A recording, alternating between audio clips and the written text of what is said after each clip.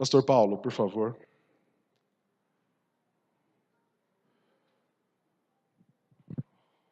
Tem aqui, nessa noite, nós temos aqui o pastor Paulo, né, que está aqui conosco, trazendo a palavra. Ele vai ministrar os nossos corações. Já esteve pela manhã, né, está fardado, né? Hoje eu estou de civil, né? Seu Cristo, temos aqui um general, aqui um coronel aqui, seu Cristo. Aí eu estou de soldado raso hoje, tá? E, viu, Paulo, é um privilégio tê-lo aqui mais uma vez. Ele está com a Rosane, sua esposa, né, que está aqui conosco. Eles vieram de Londrina e vieram apresentar o Fundo Barnabás, né, o Barnabás Fund, e também ministrar aos nossos corações uma palavra missionária. E o nosso desejo é que o Senhor o abençoe e o guarde. Já usou pela manhã, foi um tempo precioso, almoçamos juntos, eu dei comida para ele, viu, gente? Alimentei ele, tá? Dei café, dei tudo. Tratei bem certinho, tá? Tá bem cuidado, tá? Espero, pelo menos, né? Espero, pelo menos. E é um prazer tê-lo aqui conosco nessa noite. Vamos orar? Aí você fica à vontade. Deus use a sua vida em nome de Jesus. Pai amado, agradeço pela vida do Paulinho aqui nessa noite conosco, reverendo Paulo. Louvo o teu nome pelo cuidado que o Senhor tem tido com o teu filho. Pedimos que nessa noite o Senhor continue a usá-lo, porque ele já tem sido usado, e que a sua boca seja um instrumento do Senhor a ministrar as nossas vidas. Louvamos o teu nome pelo teu cuidado e graça, no nome santo de Cristo Jesus. Amém e amém. Boa noite à igreja, que a graça e a paz do nosso Senhor e Salvador Jesus Cristo seja com todos nós nesta noite. Saúdo também aqueles que nos assistem pelas mídias, que o Senhor alcance o seu coração nesta noite também, né? Nós já estivemos pela manhã aqui na igreja e tivemos a alegria de conhecer parte dos irmãos que nós ainda não conhecíamos, irmãos em Cristo Jesus. E sempre é uma alegria, e eu gosto sempre de repetir isso, de poder visitar uma igreja e conhecer parte dos irmãos que nós não conhecemos. A gente que é itinerante, nós temos este privilégio, né, de sempre estar conhecendo novos irmãos e conhecendo a extensão da igreja de Cristo Jesus. E para nós é sempre muita alegria. Eu sou o pastor Paulo. A hora que o pastor Ricardo chamou as crianças ali e se referiu a mim, eu falei, pronto, agora ele vai me chamar para a salinha, né? Por causa do tamanho, né? Graças a Deus ele passou batido, né? E também dou graças a esse púlpito de vidro aqui, que todo mundo consegue me ver lá do outro lado, né? Não tenho a vantagem do pastor Ricardo, da altura dele, né? E estava vendo a foto que a Rosane tirou lá fora de nós, né? Eu falei, nossa, rapaz, pela cintura, né? Mas é uma alegria poder estar aqui junto com vocês e encontrar aqui o pastor Zé Ricardo, a família. Tivemos um período junto na faculdade, caminhamos junto, né? Lá em Londrina. E depois a gente acaba cada um indo para o seu lado e se dispersando um pouquinho, né? Rosane está comigo, minha esposa, já tem me suportado aí há mais de 25 anos, quase 30, indo para 30 anos, né? Minha companheira de lutas e rapaz, vocês não têm ideia do que eu sofro na mão dessa mulher. Vocês se lembrem de orar por mim, tá? Que ela me maltrata de vez em quando ela me põe na linha, tá? Mas graças a Deus pela vida dela, senão eu já tinha tomado outra direção na vida, né? E vocês louvem a vida de vocês pelas suas mulheres também, tá? Amados, nós fazemos parte do Fundo Barnabás, e o Fundo Barnabás, já está aí ou não? Está lá. O Fundo Barnabás, né? Barnabás em inglês significa filho da consolação, e a tradução nossa para Barnabé, né? Esqueci de comentar pela manhã, e por isso que nós temos este nome. Não traduzimos o Barnabás para não ficar desassociado da missão fora do país, né? E essas são algumas referências que nós temos aí da vida de Barnabé. Barnabé, ele é um homem que conhecido pela sua vontade de servir, né, a igreja. Então, uma das primeiras vezes que nós ouvimos falar dele é quando ele doa o seu campo para socorrer os irmãos necessitados da igreja primitiva, né? Depois ele está pregando a palavra na Antioquia, ele leva socorro aos irmãos da Judéia e ele é um companheiro de missões com Paulo. Inclusive, é o primeiro a acolher o apóstolo Paulo quando este se converte ao cristianismo, quando ele tem o encontro com Jesus. O ministério do Fundo Barnabás é enviar suporte financeiro à igreja perseguida, aos irmãos que estão passando por necessidade, estão sofrendo perseguição ou por alguma calamidade, né? Nós vamos ver mais para frente um pouquinho, que os últimos recursos a chegarem quando a esses lugares são os recursos que chegam aos irmãos, aos cristãos. Primeiro é atendida todas as outras comunidades e por isso a necessidade de socorrer, né? E socorremos a comunidade, socorremos a igreja perseguida em projetos que eles já desenvolvem lá, né? A igreja, o Fundo Barnabás, ele tem como a sua principal vocação encorajar a igreja a estar orando. Primeira missão nossa é estar orando pelos nossos irmãos perseguidos, é estar socorrendo eles e dando suporte a eles em oração em suas necessidades. Também nós enviamos as comunicações do que está acontecendo através das nossas publicações. Os que estiveram de manhã aqui já preencheram, né? Uma fichinha que está dentro deste folheto que você tem aí na frente do seu banco. Esse daí você precisa me devolver hoje, para que você possa receber as informações. O folhetinho você vai ficar com ele, este você vai ficar com ele, e este aqui você vai me devolver depois para nós enviarmos informações para vocês, tá? Também vocês vão receber uma revista, quem não recebeu, e esse marcador de página, tá? Para você ter sempre contigo, e dentro dele tem algumas anotações para lembrar você motivos de orações para a igreja. Se você não recebeu, depois você lembra e nós vamos providenciar para vocês, tá bom? Esse ministério tem como objetivo tornar conhecido da igreja brasileira as necessidades e o sofrimento pelo qual a igreja perseguida está passando. Qual é essa igreja perseguida? Somos nós.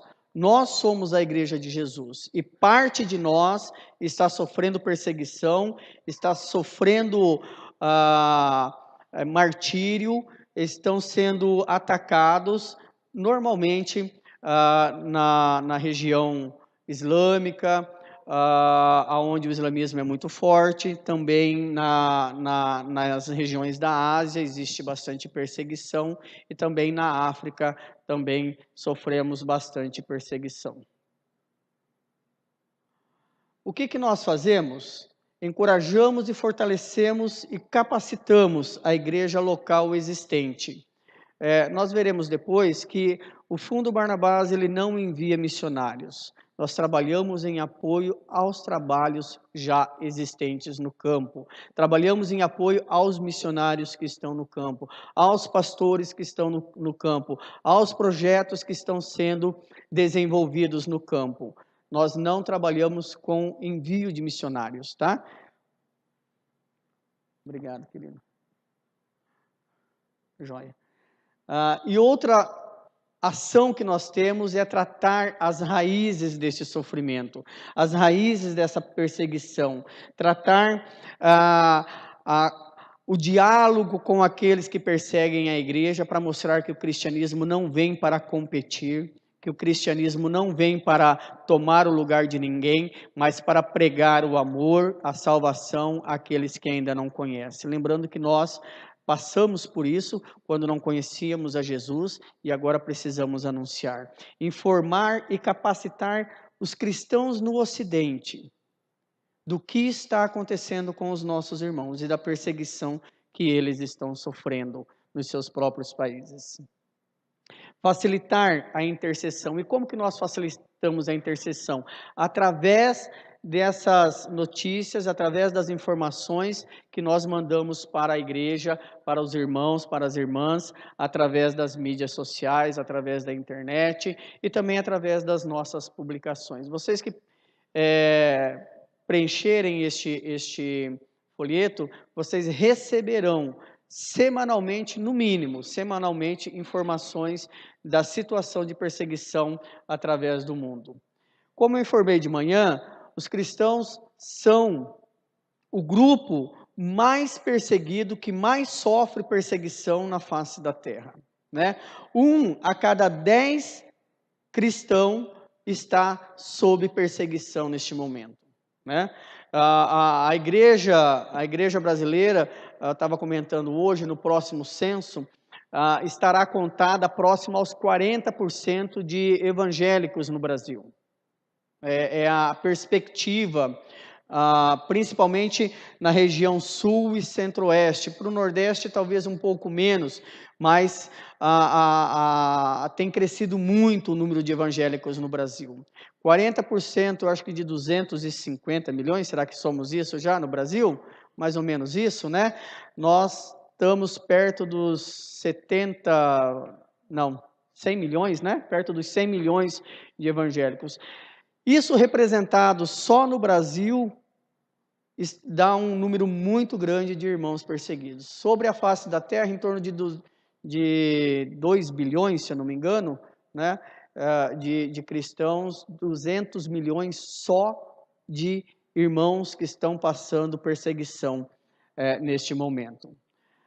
Segundo Timóteo nos adverte que todos os que desejam viver piedosamente em Cristo Jesus serão perseguidos, né? Este é um anúncio, este é um alerta que Cristo já nos dava, que os apóstolos nos dão, e que a Bíblia vem sempre reforçando: olha, vocês querem me servir, vocês querem viver piedosamente, vocês querem caminhar nos meus caminhos, se preparem, porque haverá perseguição, e essa perseguição tem por objetivo sempre destruir a igreja.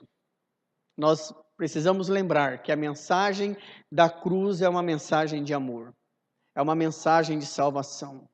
E o mundo detesta essa mensagem de amor. Ele se opõe a essa mensagem de amor e a essa mensagem de salvação. E como que nós devemos reagir a essa perseguição, a este sofrimento imposto sobre as nossas vidas, sobre a vida dos nossos irmãos? A palavra de Deus diz que nós participamos dos sofrimentos de Jesus. E ao participarmos do sofrimento de Jesus, nós também participaremos da glória de Jesus. Não há caminho cristão, não há aquele que caminha verdadeiramente nos passos de Jesus que não caminha para a cruz. Nós caminhamos para a cruz. Não literalmente, mas o caminho do cristão diariamente é um caminho de cruz. Nós caminhamos para essa cruz, mas temos a certeza que no final dessa cruz poderemos passar os mesmos sofrimentos que Jesus passou, mas também teremos a mesma alegria e seremos glorificados junto com Ele. Romanos 8,17 nos mostra isso. Mateus também nos alerta sobre qual é o nosso comportamento diante das dificuldades, das lutas e das opressões. Ele diz que nós devemos amar o nosso próximo, e amar principalmente o nosso inimigo. Se nós amarmos o próximo, nós não fazemos nada mais do que a nossa obrigação, amarmos aquele que nos ama, mas nós devemos amar os nossos inimigos. Os nossos inimigos são o foco da nossa oração. Devemos amar aqueles que nos perseguem. Todos são dignos de perdão e ter um encontro com Jesus. A todos deve ser anunciado este amor que transforma, este amor que traz uma nova vida, uma nova realidade. A nossa missão, a missão Barnabás, o Fundo Barnabás, é uma missão que trabalha de cristãos, através de cristãos e para cristãos. Nós temos toda a nossa dinâmica de trabalho da igreja, através de cristãos e para atender cristãos. Isso significa que todo o nosso foco é voltado para a igreja cristã que está fora do Brasil. Ah, pastor, mas isso não atende a ninguém que não é cristão? Sim, atende. Sim, atende. Mas todos os trabalhos que nós nos envolvemos, a administração e o corpo operacional daquele trabalho, ele está todo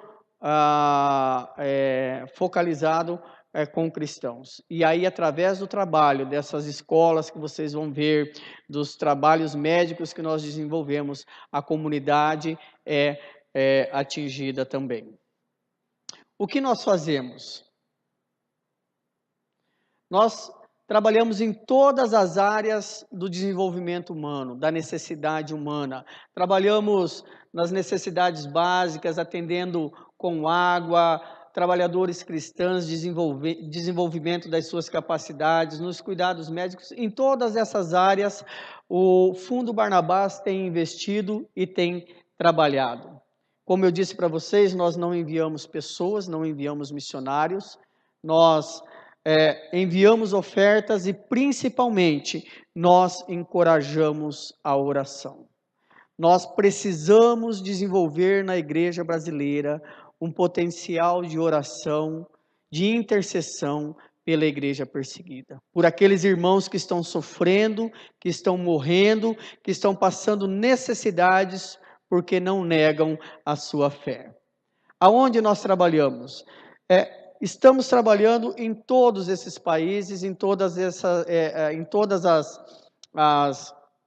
os continentes. Se você olhar aqui no continente americano, são o grande trabalho que tem sido desenvolvido no continente americano e na Austrália é o de acolhimento de irmãos perseguidos, de famílias perseguidas. Mais para frente um pouquinho, eu vou falar desse projeto e vocês vão entender.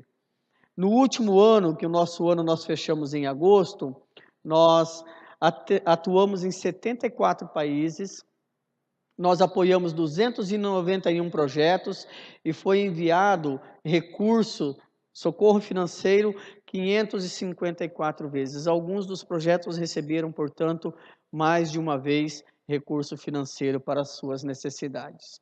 Esse é um dos projetos que nós desenvolvemos, que nós atuamos, né? No Quênia, no Sudão do Sul, né? E na Uganda, a necessidade de alimentos. O Fundo Barnabás envia alimentos a essas pessoas, a esses irmãos, em socorro às suas necessidades. E aí a gente fala assim, pastor, mas a ONU não faz isso? Né? Sim, a ONU faz, outras entidades também fazem isso.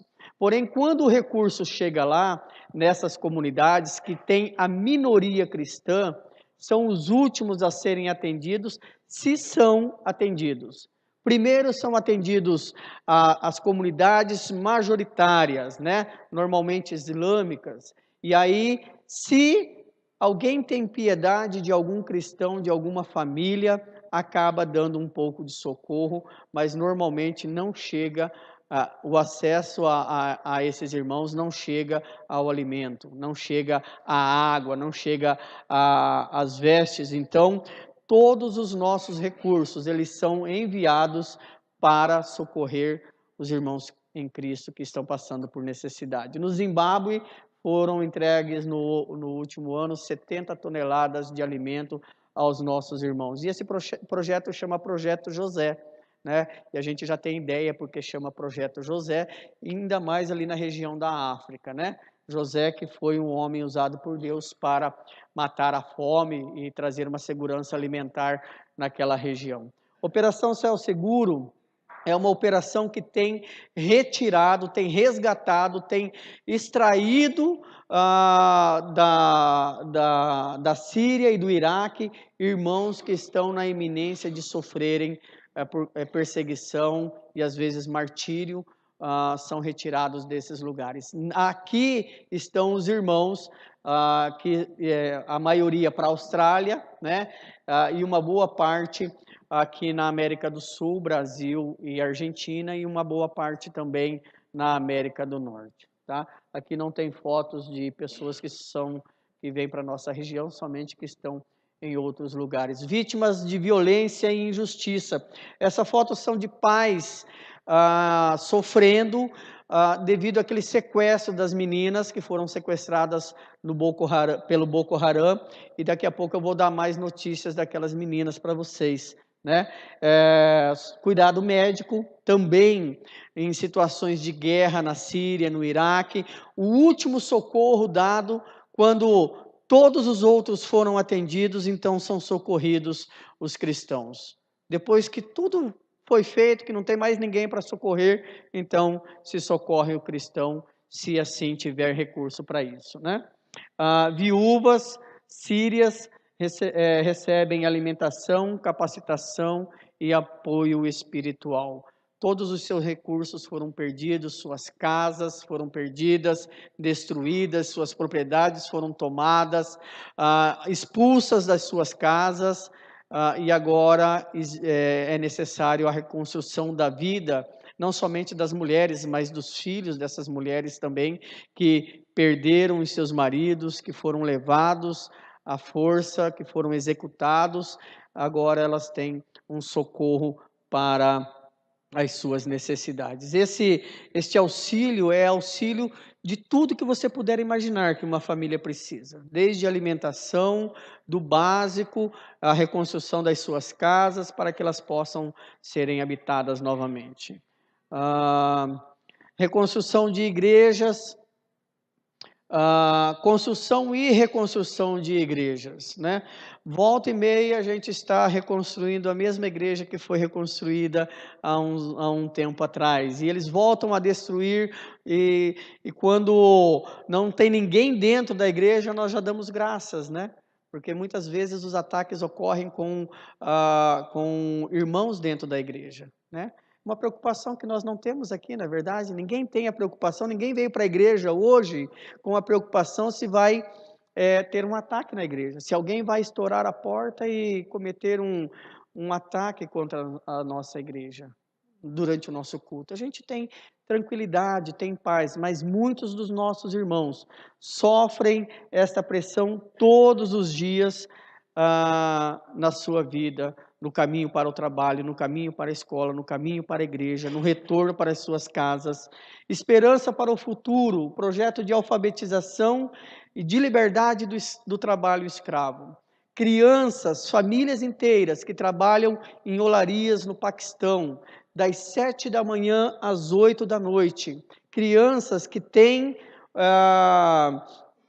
as suas vidas transformadas simplesmente em trabalho escravo. E como que acontece isso? São famílias que dependem desse trabalho. Eu acho que anteontem, estava passando no jornal nacional, se eu não me engano, sobre as cheias na Índia, né? As monções na Índia, e o período de trabalho é muito curto. Somente 6 meses, mais ou menos, que se consegue trabalhar, 8 meses no máximo, e aí as enchentes não possibilitam. Nesse período, os trabalhadores precisam fazer empréstimos para suprir as suas necessidades, ou então, quando alguém fica doente, é necessário fazer um empréstimo para pagar o tratamento médico, e então ficam endividados. Para pagar a dívida, a esposa começa a trabalhar junto, os filhos começam a trabalhar junto, mas essas dívidas nunca são pagas, não é possível pagar, então ficam todos trabalhando simplesmente para se subsistir e pagar uma dívida que nunca será encerrada. Esse projeto é um projeto muito lindo, porque nós pagamos as dívidas dessas famílias, dívidas para eles que são impagáveis, de $1.500, $2.000, $3.000, né? O Fundo Barnabás arrecada dinheiro e paga essas dívidas, e essas famílias são libertadas, com o objetivo de que as famílias libertadas comecem então a se estruturar, e eles mesmos comecem a libertar outras famílias. O mês passado foram libertas 200 famílias dessa condição. E aí eles podem trabalhar, muitos continuam trabalhando em olarias mesmo, mas eles têm o seu salário integral. E as crianças podem voltar para a escola. Algumas vezes, quando ainda não para as famílias que ainda não são libertas dessa situação, são construídas escolas dentro das olarias, onde as crianças podem tirar 1 hora, 2 horas por dia para serem alfabetizadas, né? Essa é uma família que foi resgatada desse sistema de trabalho, né? A alegria dessa família de poder se sentir liberto. E é interessante que eles têm testemunhado que algumas famílias têm ido pagar as suas dívidas e o constrangimento é tão grande dos donos das olarias que eles não estão mais cobrando essas dívidas, estão perdoando as dívidas de algumas famílias muito necessitadas, normalmente de viúvas que sofrem mais com essa situação. Projeto de acolhimento de crianças, né? Crianças que são acolhidas, um sistema parecido com o nosso de casas-abrigo, né? Escolas, investido no Paquistão em 87 escolas grandes como esta, né? As crianças fazendo exercício antes de entrar para a sala de aula, mas escolas pequenas também, onde são acolhidas 20, 30 crianças para serem alfabetizadas. É a única oportunidade dessas crianças de terem uma transformação de vida, serem alfabetizadas e conhecerem uma nova realidade. Outro projeto é o projeto de microcrédito para agricultores, também nós atuamos, e esses microcréditos, eles se retornam e são investidos em outras famílias também, cristãos convertidos do islamismo, que são expulsos das suas famílias, perdem seus empregos, têm as suas terras tomadas, e eles então têm este apoio para continuar a sua vida, né? Cuidado de novos convertidos, de treinamento e discipulado. A gente não tem ideia, aqui, principalmente aqui no Paraná, talvez os irmãos mais de regiões mais distantes tenham certa dificuldade. Agora, principalmente com o ensino à distância, ensino em AD, nós temos muito acesso ao conhecimento e à informação. Lá é muito difícil isso, reunir um pessoal pequeno assim para poder ministrar e dar treinamento é algo muito difícil.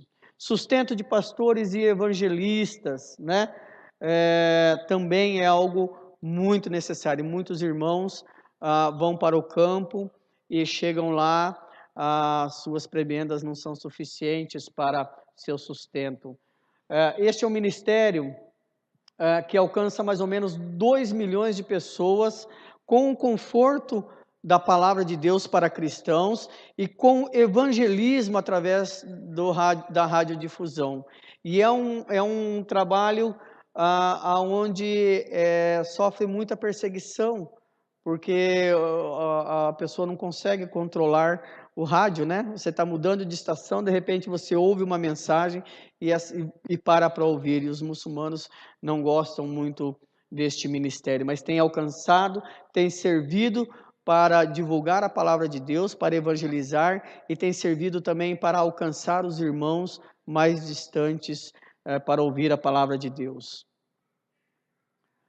Treinamento de pastores de pequenas igrejas, né, no Quirguistão, e treinamento vocacional no Mianmar, garçom, copeiro, né, e também treinamento de mecânicos e motoristas, que tem muita valia para o crescimento, o desenvolvimento e a libertação desses jovens de uma vida miserável, né? E o que a gente pode fazer, né?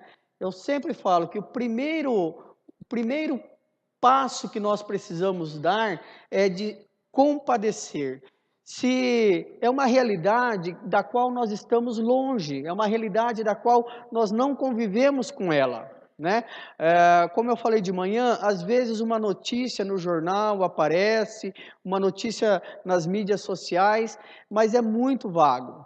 E a gente precisa orar a Deus e pedir a Deus que nos dê amor, que nos dê compaixão por esses irmãos que estão sofrendo.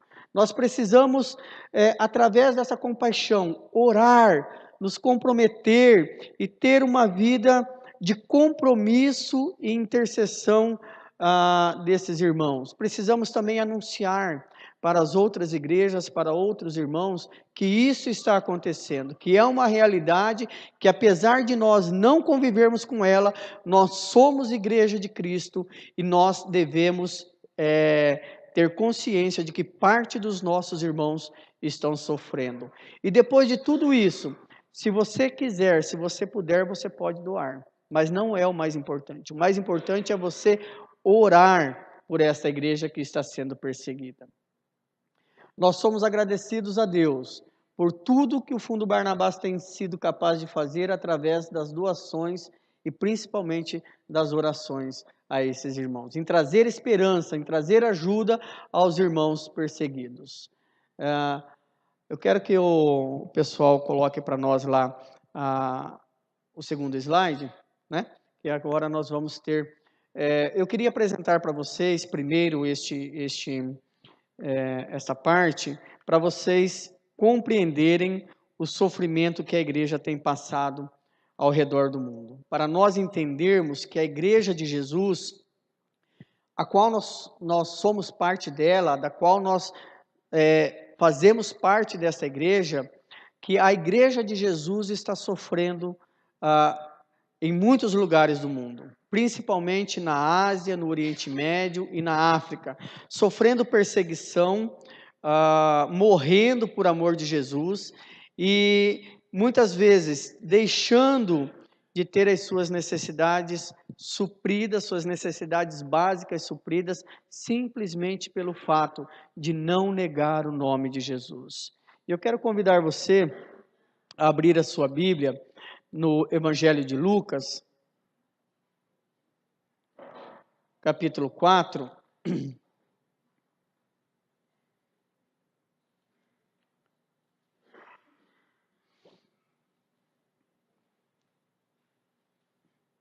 Versículos 16 ao 21. Lucas 4, 16 ao 21.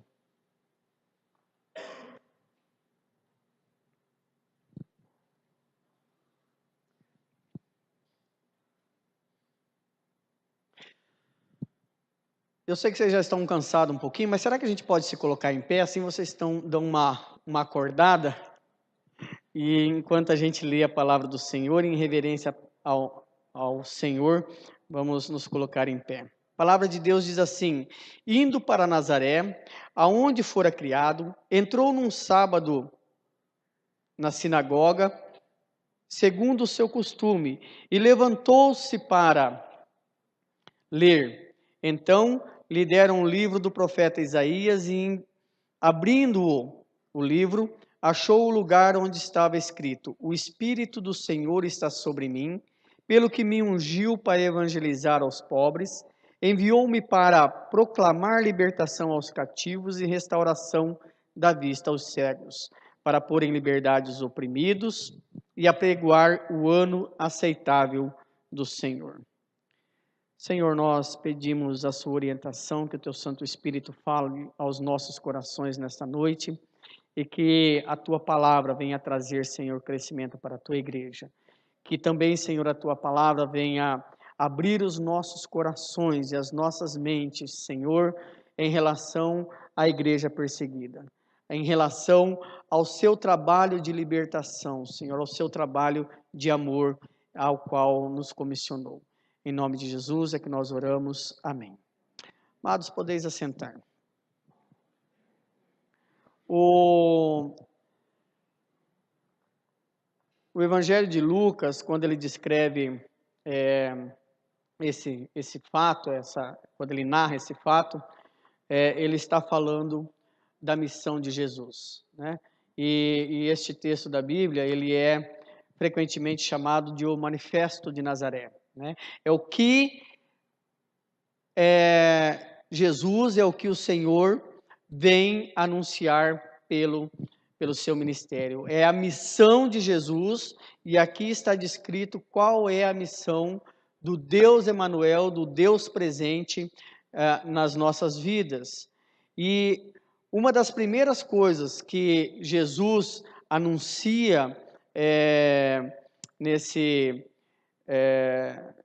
texto bíblico é que ele veio trazer libertação, veio trazer liberdade aos cativos, veio trazer a liberdade àqueles que estão sendo perseguidos, àqueles que estão sendo cativos devido a não conhecer a sua palavra. A palavra liberdade no Antigo Testamento, ela está ligada, muito ligada ao ano do jubileu do Antigo Testamento. Né? O que era o ano do jubileu no Antigo Testamento? A cada 50 anos, havia a determinação por parte de Deus que fosse dado o perdão ao seu povo. Né? E aqueles que haviam se tornado servos, se tornado escravos por causa de dívidas, eram restauradas as suas terras, eram devolvidas as suas terras, e esses irmãos e irmãs em Deus, do povo de Israel, poderiam ter novamente as suas vidas e deixar de ser servos dos seus compatriotas. O ano do jubileu também era um ano em que a terra descansava, né?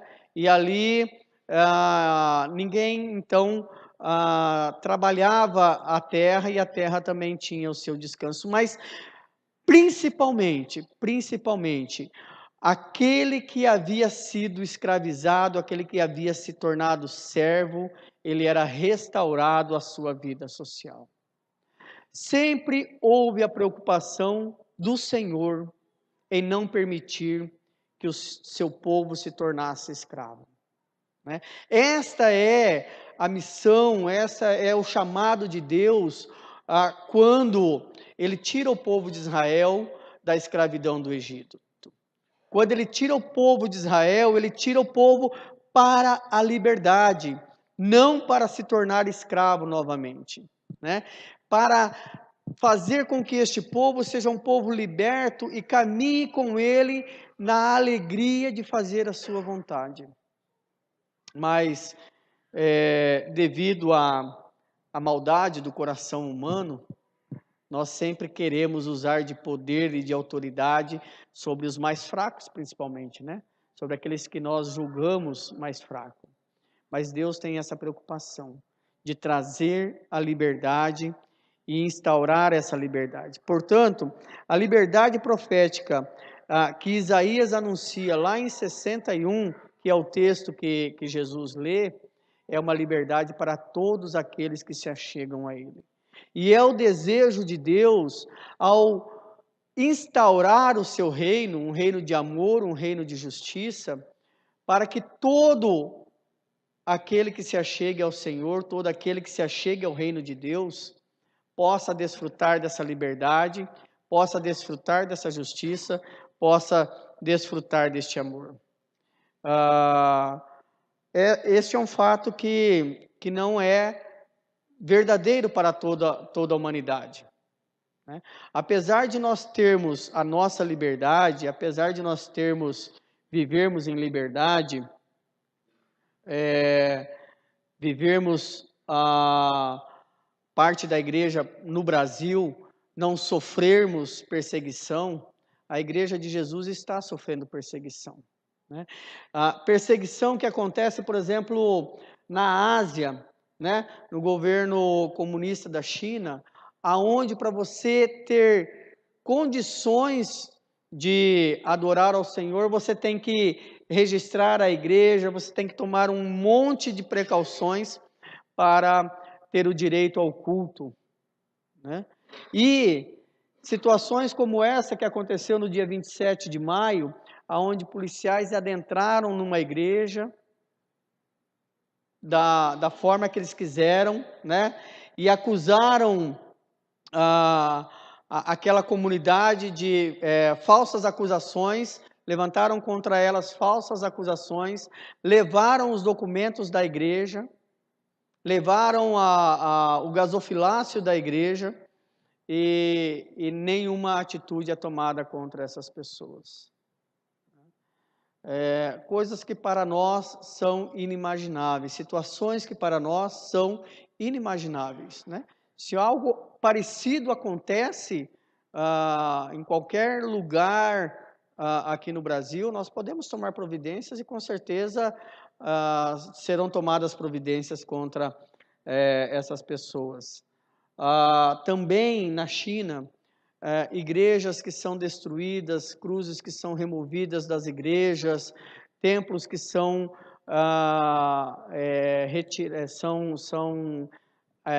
desapropriados, porque o governo ou a autoridade local acha que aquilo é prejudicial à comunidade, né? E então, irmãos precisam fazer os seus cultos em locais inadequados ou escondidos para poderem cultuar a Deus.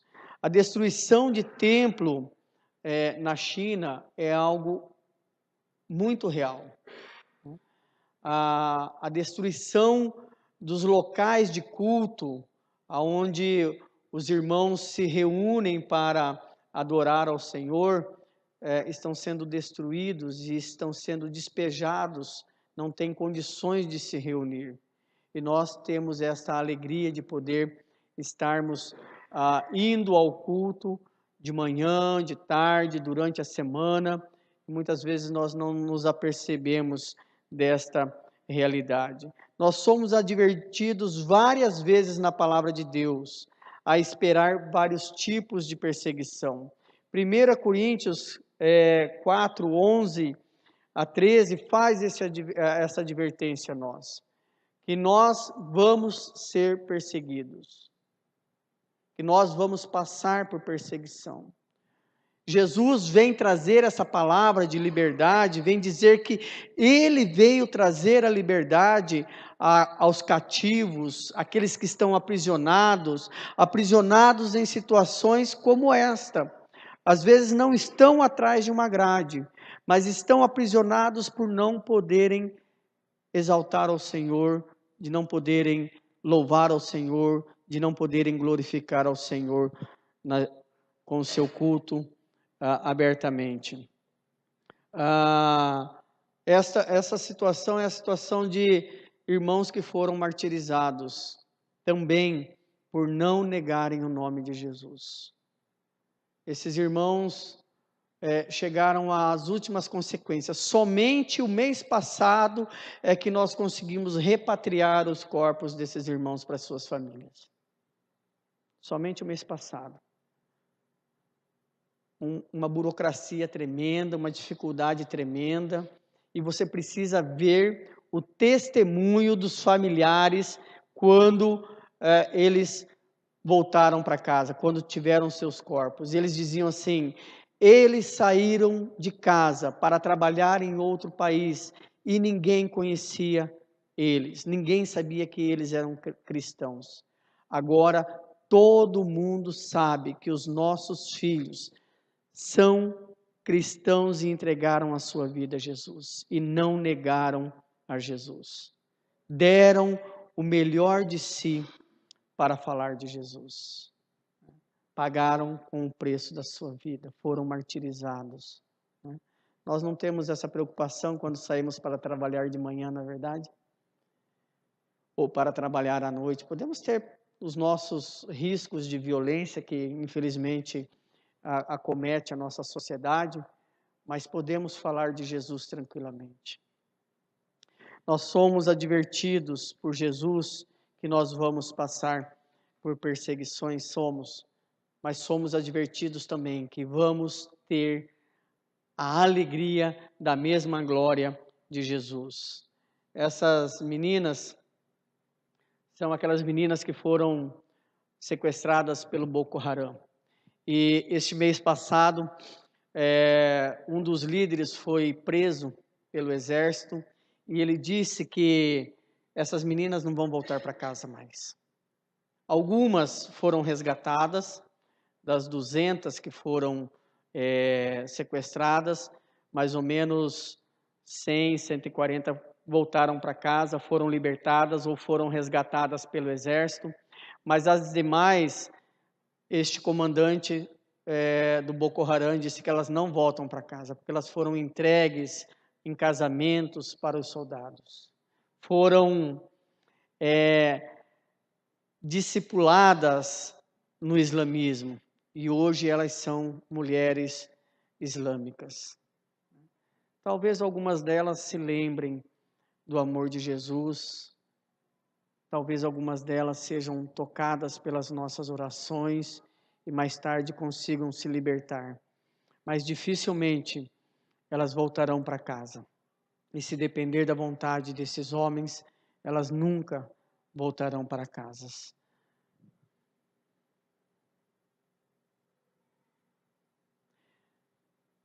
Familiares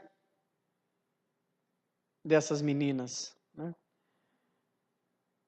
Você já parou para sentir, pensar na dor desses familiares, no sofrimento deles, de verem seus filhos, suas filhas sendo levadas, sequestradas e não ter condição nenhuma de libertá-las? Como estaria o seu coração em uma situação dessa? E isto é compadecer-se, isto é ter compaixão da igreja que sofre, da igreja perseguida. Isto é olhar para a igreja e ter no seu coração o mesmo sentimento que esses pais, que essas mães têm, de saber que talvez nunca mais poderão ver os seus filhos, as suas filhas. Como estaria o seu coração numa situação dessa? Como estaria o seu sofrimento diante disto? Nós somos comissionados por Jesus para sermos junto com ele, o arauto desta palavra que ele lê na sinagoga. E ele diz: o Espírito do Senhor está sobre mim, pelo que me ungiu para evangelizar os pobres, enviou-me para proclamar a liberdade aos cativos e restauração da vida aos cegos, para pôr em liberdade os oprimidos e apregoar o ano aceitável do Senhor. A missão do Senhor Jesus não termina aqui. A missão de Jesus não termina na cruz. A missão de Jesus não termina quando ele é elevado aos céus em meio às nuvens e os apóstolos, os discípulos estão olhando ele ser elevado. Porque essa missão, ele comissiona a sua igreja, ele comissiona a nós. E nós hoje somos responsáveis em continuar a missão de Jesus, a levar a liberdade aos oprimidos, a levar a luz aos cegos, a trazer voz àqueles que não podem ouvir. Hoje, Jesus, hoje, o Senhor da igreja, fala através da igreja. Hoje somos nós que somos chamados a levar essa salvação, essa libertação, essa evangelização e este amor apregoado pelo Senhor a todos os cantos do mundo. Somos nós, os arautos do Senhor, os discípulos do Senhor. Somos nós que levamos nas mãos o alimento, o pão, o peixe que vai saciar a fome do nosso próximo, como descrito em Lucas 9. O texto diz assim: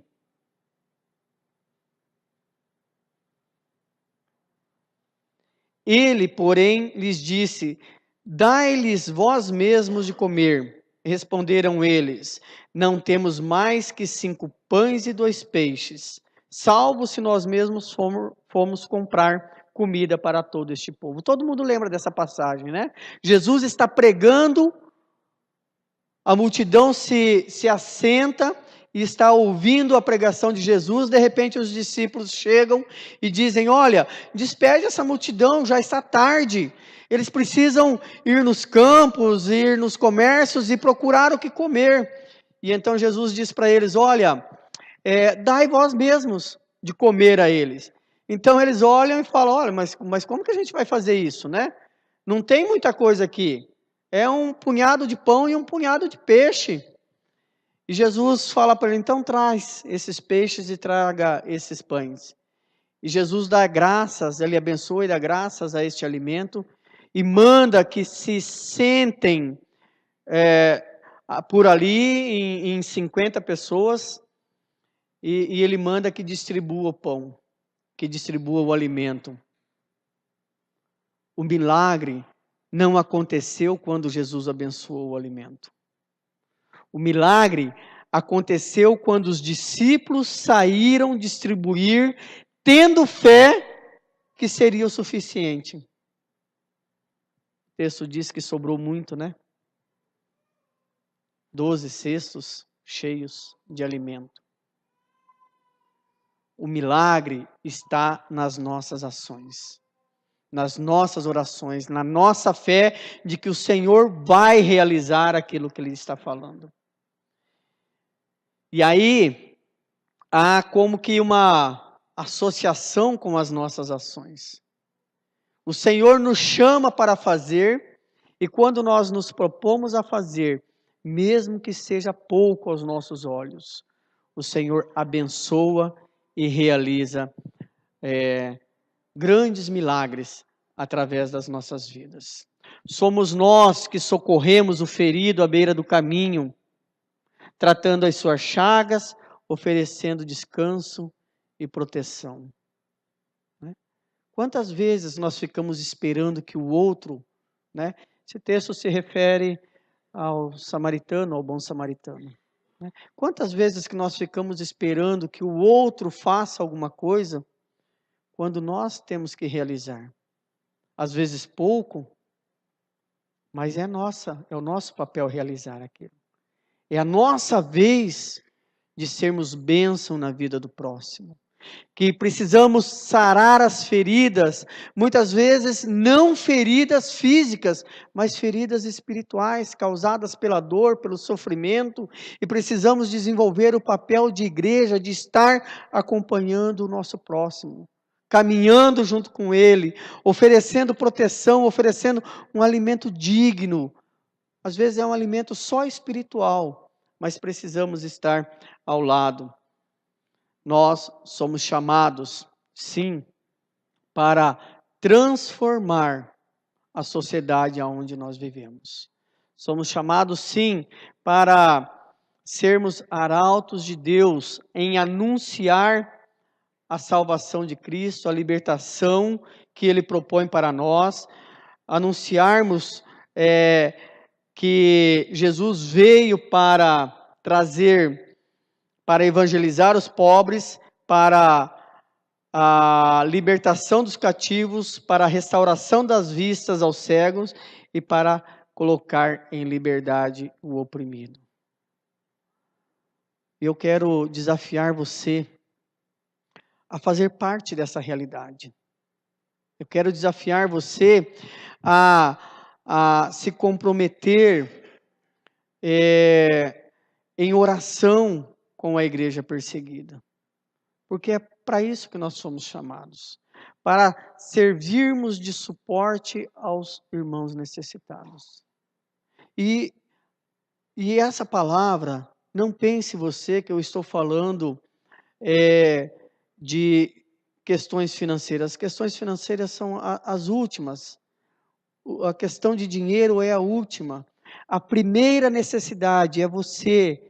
Se você não tem essa comoção, essa compaixão, ou se você não pensava nisso, que você comece então a ter informações e a ver que estão sofrendo perseguição muitos dos nossos irmãos, que muitos estão morrendo, né? Nem todos estavam aqui pela manhã, mas esse mês passado, uma criança que estava a caminho para a igreja, passaram dois homens de moto, perguntaram para ele qual era a religião dele, e ele disse que ele era cristão.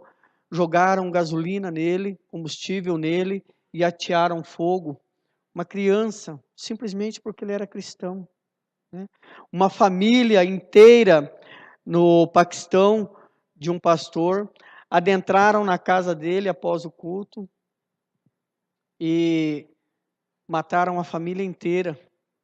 Primeiro começaram matando as filhas na frente dos pais, depois mataram a esposa e por fim mataram o pastor da igreja. Mas isso eles não fizeram de uma vez só. Foi com requintes de crueldade, coisa que deve ter sido momentos muito difíceis para um pai, para uma mãe, para uma irmã ver uma situação daquela. Depois atearam fogo na casa, depois atearam fogo na igreja, né? E irmãos nossos. Por isso é importante que nós estejamos recebendo informações para poder orar por esses irmãos, para que nesses momentos de dificuldade nossos irmãos não fraquejem na fé. Eu falo assim de coração, eu não sei qual seria a minha reação diante de uma situação dessa, né? Cada situação que a gente ouve falar, e nós recebemos notícias que são aterrorizantes, mas nós precisamos orar para que o amor desses irmãos não se esfrie diante dessa situação.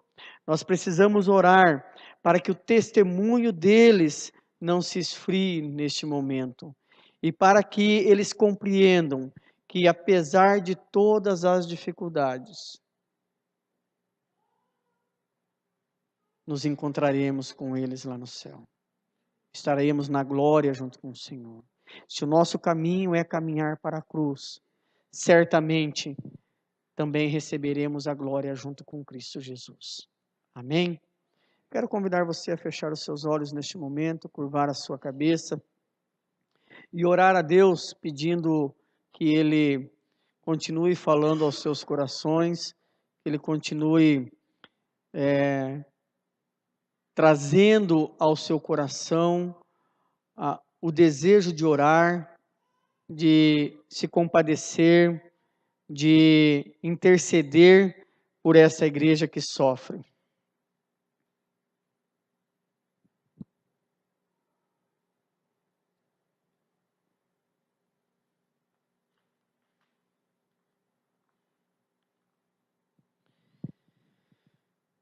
Pai, nós te damos graças porque temos liberdade, Senhor, em nosso país, apesar das dificuldades, para adorar ao Teu santo nome, para glorificar ao Teu santo nome, para nos reunirmos em Teu nome, Senhor. Te damos graças, Senhor, e pedimos a Ti que coloque em nosso coração verdadeiro amor por esta liberdade, ó Pai. De podermos sair dos nossos lares, de podermos ir para a igreja, de podermos no nosso trabalho, na nossa recreação, termos a liberdade de falar do Seu nome, Senhor. Louvamos ao Teu santo nome, ó Deus, porque esta liberdade que o Senhor propõe para a sociedade, para as nossas vidas, é uma liberdade que atinge todas as áreas da nossa vida. É uma liberdade que atinge, Senhor, a nossa vida social, a nossa vida religiosa, e que nos aproxima de Ti, Senhor, porque o Senhor restaura a nossa visão para conhecer, para enxergar o Teu amor, Senhor. Restaura, Senhor, a nossa audição para ouvir a Tua palavra e viver a Tua palavra. Pai, nós Te damos graças e louvamos ao Teu santo nome, porque o Senhor nos libertou das cadeias que nos aprisionavam, Senhor. Mas queremos também clamar, ó Pai, pelos nossos irmãos e irmãs que vivem em situação totalmente diferente da nossa, Deus. que vivem oprimidos, perseguidos e que estão dando a sua vida por amor de Ti, ó Pai. Tem misericórdia, Senhor. Venha agir nessas sociedades, ó Pai. Que o testemunho e o martírio dos nossos irmãos e irmãs não seja em vão, Senhor. Que eles possam conhecer o Teu amor, que eles possam conhecer, Senhor, que vale a pena entregar a vida por Ti. Pai amado, nós louvamos ao Teu santo nome, porque o Senhor tem dado alento, tem dado, Senhor, conforto, que o Teu Santo Espírito tem trazido conforto aos nossos irmãos e irmãs, as famílias, Senhor, desses irmãos e irmãs que estão perdendo a vida, mas estão ganhando a vida eterna junto de Ti, ó Pai amado. Pai, nós louvamos ao Teu santo nome pelos testemunhos, Senhor, por aqueles que são martirizados com um sorriso no rosto, porque sabe, Senhor, que estão indo ao Seu encontro, ó Pai. Pai, louvamos ao Teu santo nome por aqueles que morrem, Senhor, por servir a Ti, cantando hinos de louvor ao Teu santo nome, Senhor. E os ouvidos dos seus opressores não conseguem ouvir, Senhor. Os ouvidos estão cerrados, estão fechados, Senhor, para a Tua palavra. Mas o Teu Santo Espírito tem uma grande obra na vida dessas pessoas, ó Pai. Nós oramos, ó Deus, para que esses que conhecem o ódio, que têm somente ódio no seu coração, possam conhecer o amor verdadeiro que vem de Ti, ó Pai. O amor, Senhor, que transforma as vidas, Senhor.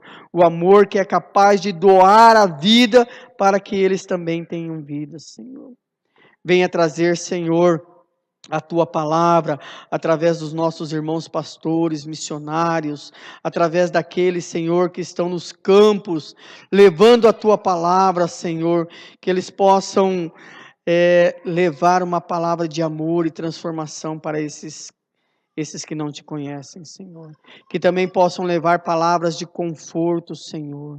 E que nós aqui como igreja, distante, Senhor, dessa realidade, possamos, Pai amado, ter uma vida de intercessão, uma vida de compromisso, uma vida de oração para o fortalecimento dos nossos irmãos. Que nós possamos, Senhor, através da nossa vida aqui, através da nossa igreja aqui, viver em comunhão com esses irmãos, e estarmos anelados, estarmos ligados a eles, Senhor, verdadeiramente, ó Pai. Pai, nós não temos muito conhecimento do que nossos irmãos estão passando na África, no Oriente Médio, na Ásia, Senhor. Mas queremos dizer a Ti, Senhor, estamos unidos a Ti e aos nossos irmãos em oração. Sofremos junto com eles, Senhor, apesar de não estarmos fisicamente junto com eles, mas sofremos juntos, Senhor, por amor do Teu Evangelho. Queremos, ó Pai, ter um compromisso verdadeiro de fé, um compromisso verdadeiro de oração e dizer, Senhor, tem misericórdia, ó Pai. Haja com graça, que o Teu Santo Espírito venha trazer consolo aos nossos irmãos. É o que nós Te pedimos, em nome de Jesus. Amém.